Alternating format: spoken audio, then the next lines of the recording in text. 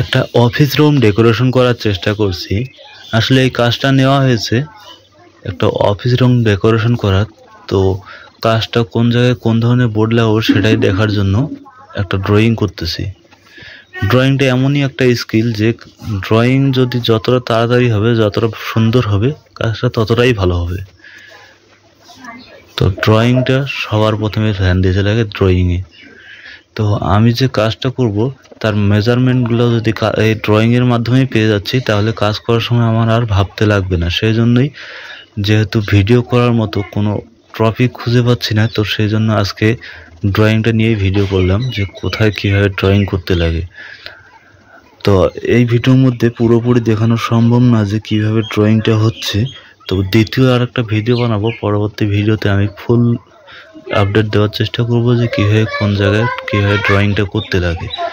তো এখানে একটা ছোট্ট রুম, 8.5 ফুট বাই 7.5 ফুট চওড়া। তো এই জায়গার মধ্যেই সিলিং করতেছি। সাইডে একটা পকেট করে নিয়েছি, মাঝখানে বক্স করে নিয়ে তার মাঝখানে একটা ফ্যানের জায়গা করে নিয়েছি। ছোট্ট একটা ফ্যান লাগবে মাঝখানে। তো অফিসটার সিলিং প্রায় শেষ হয়ে গেল। সিলিং এর কাজটা এখন চলতেছে ওয়ালের কাজ, ওয়ালের কিছু বোর্ডের কাজ। এই যে এইভাবেই আসবে লাভার্সের বোর্ডগুলা। তো সেই বোর্ডগুলো ড্রয়িং করছি। তো এই ড্রয়িং এর সময় লম্বা দাগগুলো কাটার সময় একটু সময় লাগে, কারণ উপর নিচে দেখে নিয়ে কাজ করতে লাগে। কিন্তু সাইডের যে দাগগুলো আছে সেগুলো কাটার জন্য কোনো সময় লাগে না। আসলে দুই সাইডে স্ক্রু লাগিয়ে নিয়ে যদি সেই স্ক্রু ফুটের মধ্যে স্কেল বসানো যায় তাহলে খুব সহজেই করা যায়।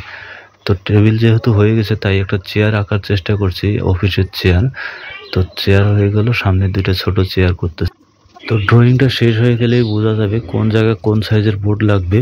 তো সেই জন্যই ড্রয়িংটা করা। মেনলি ড্রয়িংয়ের মাধ্যমে এটাই বোঝানো যায় যে কোন জায়গায় কতটা সাইজের বোর্ড লাগবে। সেটা যদি জানা থাকে তাহলে বোর্ড কাজটা করতে খুবই ইজি হয়, কোনো সময় লাগবে না। কারণ আমার আগের থেকেই যদি জানা থাকে যে এত সাইজের বোর্ড লাগবে, তাহলে আমার সেই জায়গায় কাজ করার সময় কোনো সমস্যা হবে না। না হলে কাজে পৌঁছানোর পরে কাজটা ড্রয়িং দেখতে লাগবে, ভাবতে লাগবে কোন জায়গায় সাইজ কতটা নেওয়া যাবে, সেটা ভাবতেই অনেক সময় চলে যায়। তো 1 ঘন্টা যদি সময় দিয়ে ড্রয়িং করানো যায়, ড্রয়িংটা বুঝে নিলে সব কিছু ইজি হয়ে যায়। তো প্রত্যেকটা কাজের মধ্যে ড্রয়িংটাই মেন।